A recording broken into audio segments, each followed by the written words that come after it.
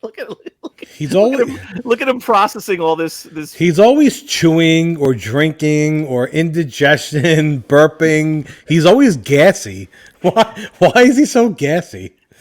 My favorite thing is he has no idea what a cough button is. There's a big giant mute button on his microphone, and he's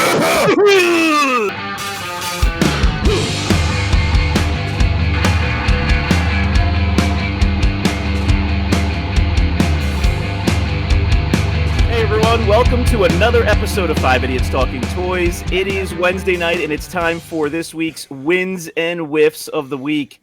The fellas are all here. We're ready to share our new collectibles with you and see if anybody has a big strikeout, their whiff of the week. Please visit 5idiotstalkingtoys.com for all of our socials, our merch shop link, and also it'll take you to Rogue 5 Toys, and you can collect with us as well. That's our sales page. Guys, let's jump right in. Who's got the first win of the week?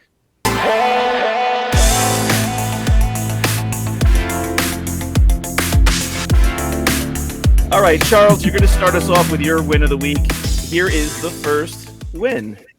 What do you got for us? So I got a graded Klaatu skiff. It got a 85. Ooh, we're jumping you in and out. Nice. So this is the highest grade I ever got. I got in a small box of like 4 or 5 graded figures in, so I didn't do a video on it because it was a small amount. But I needed this one, highest one I've ever gotten. So why do you think that's a hard one to get a high grade on? He yellows really easily, like his torso and his legs and everything.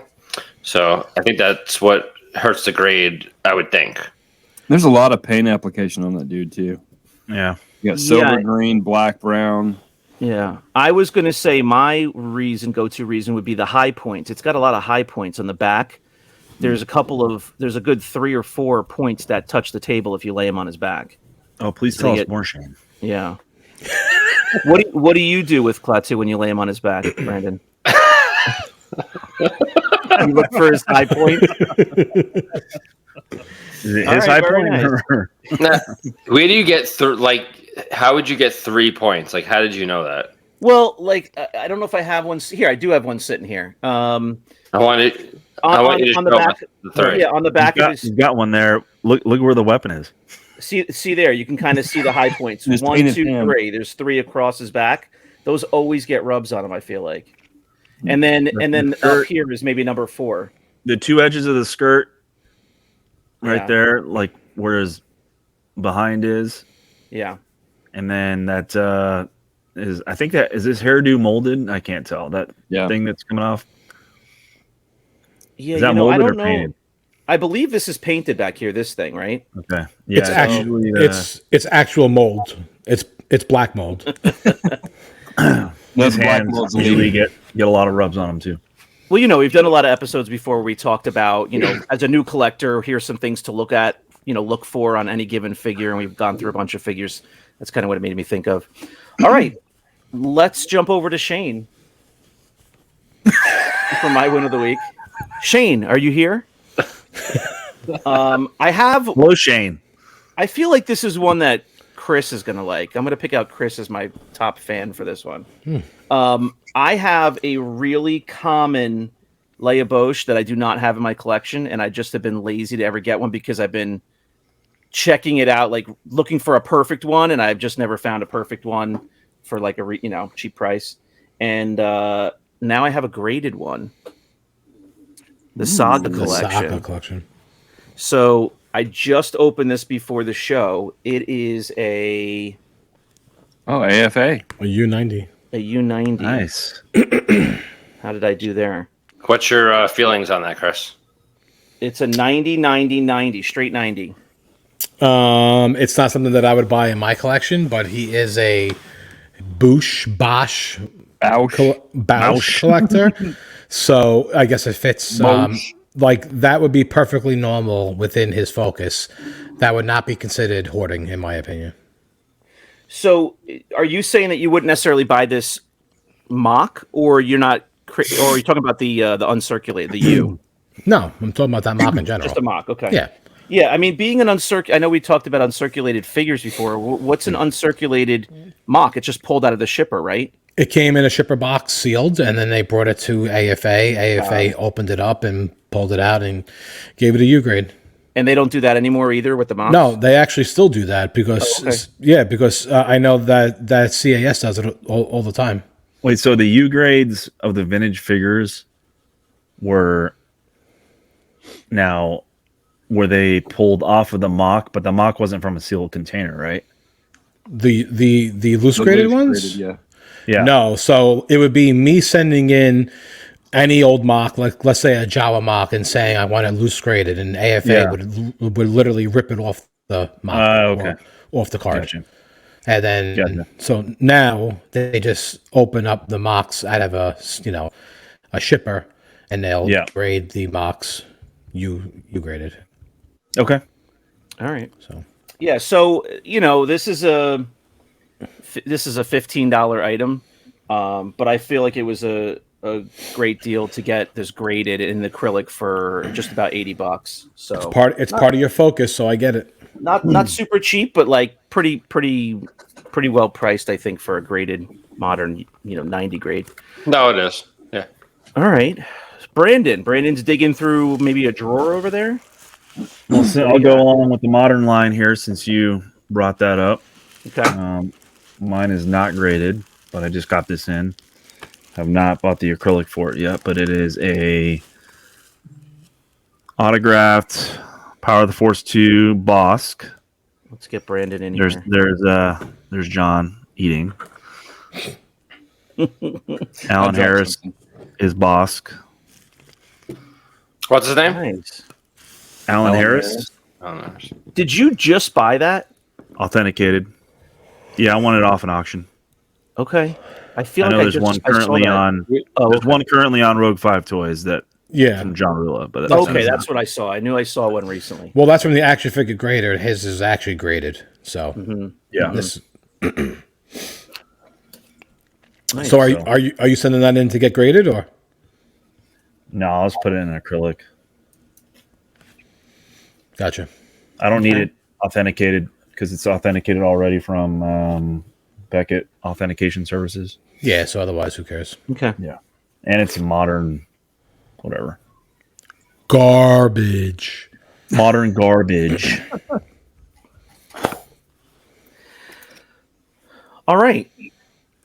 Christopher has a win in Long Island. I picked up something that I've actually been looking for a while. I would say for about 5 years. I got a white Bespin Guard baggie.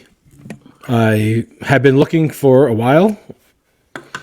Never quite able to find whether it was not sealed, the tape was piss yellow, or not in good condition. But finding a white Bespin Guard baggie has always been difficult, and I was able to pick one up off of the baggie group on Facebook, and came in 3-day shipping, and it's great. And sending this off to CAS to get graded. Oh, nice. So, the CAS only do baggies? I like the way CAS does their baggies. I like their case style. I like the way that they do it. So when it comes to baggies and stuff like that, I'll always use CAS. I just prefer them. Now, is it noticeable the difference in casing when you put it on the shelf between the two, AFA and CAS? Yeah, the CAS one is a little bit bigger. AFA just puts like this little weird sidebar to make the case smaller. Whereas CAS actually has like a box and then inside of another box. So CAS will, if you get what I'm saying, it's like square box and then there's like a bigger square box around it, and it just presents better. Yeah, I mean, I was thinking once you have some baggies graded from one company, you might want to keep it with the same look. I do. I try and keep it with CAS, but like AFA will be like, let's say here's the case. They just put up like a weird sidebar right here to block off from here to here as just extra. It's just wasted space, and then it kind of holds the figure in place, and it just, I don't know, it just looks dumb to me. Okay. So, all right. Is there like a backstory with that baggie, or no? No. No. I like the white Bespin Guard. It was in like a time capsule. So I didn't know if someone like buried it. Yeah, they buried it in 1982 when it came out, and Oh, I thought it was a urine sample jar. It's like a Bacta tank. that's actually like a display case that people use for baggies. You guys have seen those before, right? Yeah. Okay. Yeah, John has seen them at his urologist. Last Wednesday, as a matter of fact. Last Wednesday. That's awesome. All right, John, you are knee deep in store activity. No win for you this week. I've heard. Yeah, no win for me this week. All right, we're going to jump right over to the whiff of the week. Who has the whiff this week?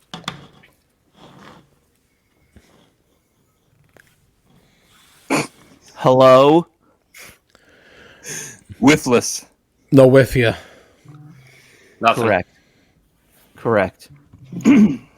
Brandon, you digging in a drawer? No, checking my fantasy score. I haven't. Whiff of the week. That's a win. I haven't been getting anything in general to even have a whiff. Yeah, I haven't been getting a lot. Mm-mm. I really cut back. So Yeah, Okay. slow times. Nothing. Yay! That's a win. Nada.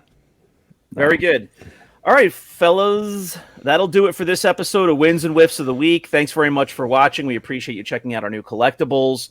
Please go to rogue5toys.com to collect with us on our sales page. And you can also subscribe to this YouTube channel, like the video, and please comment. Comment something really, really nice about Christopher's urine sample jar, and let us know what your favorite collectible was. Boys, we'll see you next week. See you on Sunday for our full podcast episode. And we are creeping up on the end of this year. So we will see you soon on 5 Idiots Talking Toys. Bye. Have a good night. I don't say goodbye anymore because we're not allowed to.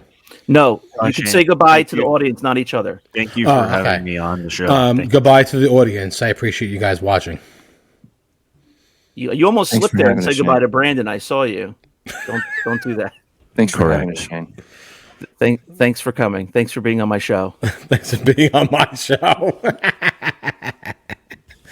All right. Good night.